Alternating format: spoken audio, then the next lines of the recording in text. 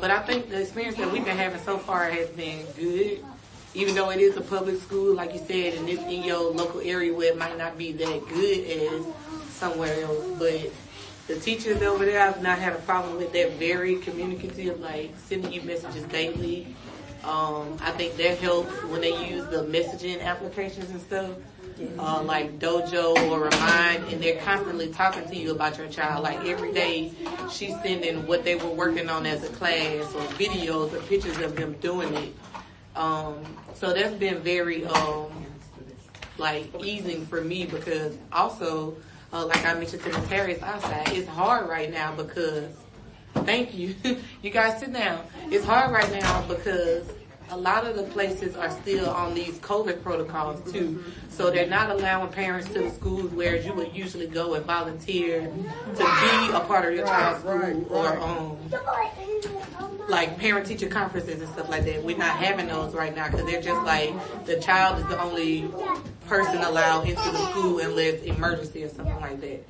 So, yeah, my experience so far has been good, but I think it's a lot to do with just them communicating from inside the school out to me, and just putting my mind at ease that they're okay during the day, even though I'm not able to be there physically and seeing them.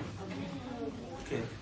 We're getting close towards the end, so if we can get our responses so that my we teacher, can get his you all out teacher, there. she's very structured, and she sends like the reminder, they send pictures and let you know. They do virtual conferences, all type of things like that, and that's, to keep you informed. Have you been satisfied with your early childhood experience? I'm fine with mine. I just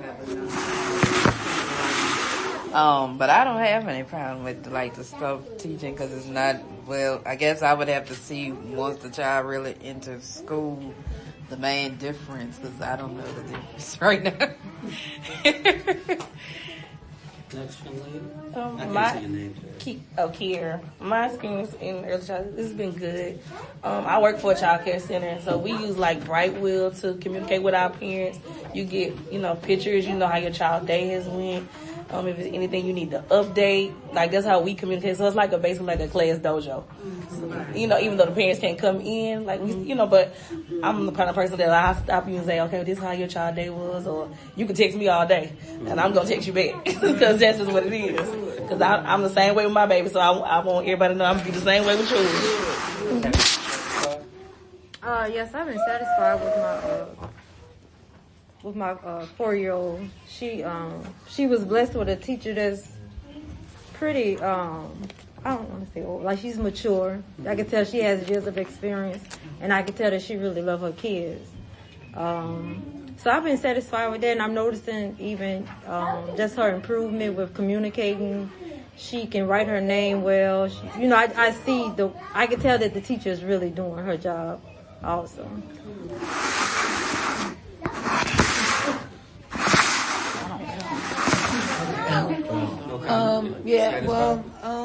For the most part, the school she's at now, yes, the school Greenbrier, not so much, but I think it was just maybe the teacher, and she wasn't really suited for my child's needs. But like I said, my child, as far as curriculum, yeah, I'm happy. She knows how to count, she knows her colors, she spells stuff, she learned, she knows how to read a little bit.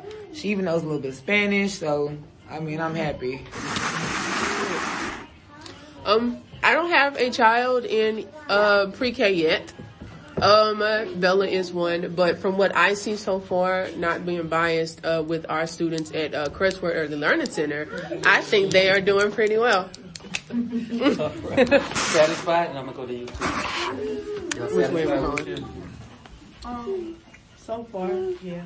I just feel like they should have more homework and activities to where they're learning more, because half the time when I'm asking her what she's learning, she's telling me the same thing. Okay. Yeah, I learned my 1, 2, 3s and ABCs. I'm like, same thing. Right. Every day. So I have noticed like my other kids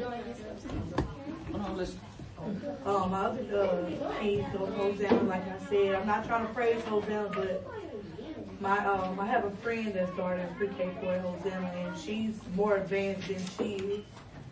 And I guess it's like I'm not sure if Hosanna's like a private through, It's private through It's EBR early learning. But you gotta have like a tuition or something. But like if you like low income and stuff, they would help you pay it. But it is a bit different with Hosanna, just a regular EBR. Have you been satisfied with your experience, particularly because of the disability? So, as of now, I am. When I first started the process, I was not. My child, if I was not the parent that I am, my child unfortunately would have fallen through the cracks as far as trying to get her services. And so I had to go through all this whole process with the pupil appraisal, as far which is who does the evals to qualify the students to get their services. And I had to ended up getting a lawyer involved and all of this other type of stuff for my child to be able to get the services that she is supposed to get. And that should not have been, I should not have to jump through all those hoops. And you know, I paid twice, right? Because my money is already paying for the lawyer for EBR. Right. Then I had to pay for the lawyer for myself. And so, in the beginning, no, I was not. And so and from what I heard, that unfortunately is the norm for parents with disabilities. And so that's really sad. But as of now, my experience has been awesome. My daughter's teacher is amazing. We do use the classroom dojo, and so she sends me pictures all the time. She will call me. I can call her whenever after hours saying, you know, like, I'm already did this today. She gives me tips as far as, you know, the things that they're working on as far as how to help her when I'm working with her at home and things like that. So as of now, yes, in the beginning, I was not. Okay.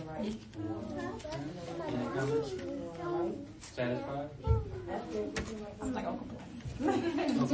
My last question is there anything else you'd like to tell us? What else would you like to add that we have not discussed that might be relevant as we develop a strategic plan to expand access for early care and education in East Baton Rouge? Anything that we did not discuss that you'd like to add? I do. You got something to say? That's right, baby. You raised your hand. That's right. You right here. Yes. Our children with disabilities. None of the questions were geared towards their experience, you know, their interactions, their you know what they learned, like absolutely nothing. And so it's a little disheartening because if I was not here, that perspective would not have been represented. Yeah. And so it's very sad because a lot of their services are provided through Medicaid, so the money and the funding and stuff is there. And so it's really sad and disheartening because again we have to jump through all of these hoops to get our kids what they deserve, and they are always without a doubt left off in everything that EBR does. Children with disabilities are never mentioned unless somebody in that room is either a parent or an advocate, and so that needs to be the priority.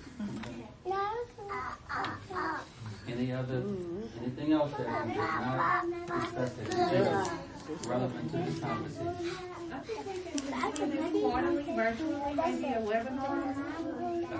It's on the recorder, so she knows it's going to hear it. Well, thank you all so much for your time. We appreciate you coming out, and because of your active participation, we do have gift cards for the participants. What? You didn't know about the gift cards? Oh, y'all, and look, when y'all get a chance, do y'all mind taking this survey? Just scan it with your phone if you haven't already. Yeah, I think that's Because I actually do feel the same way.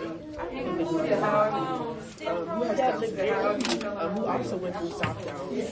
And what was your question? So do y'all plan on in the future, like He always says, but I'm almost full. I can't answer that question, but it is being noted for EBR to take reference of it. I gave you a call? No. He's saying, but you can call me Joe. And this okay, Joe. will end if I can Or start. not using the dream law.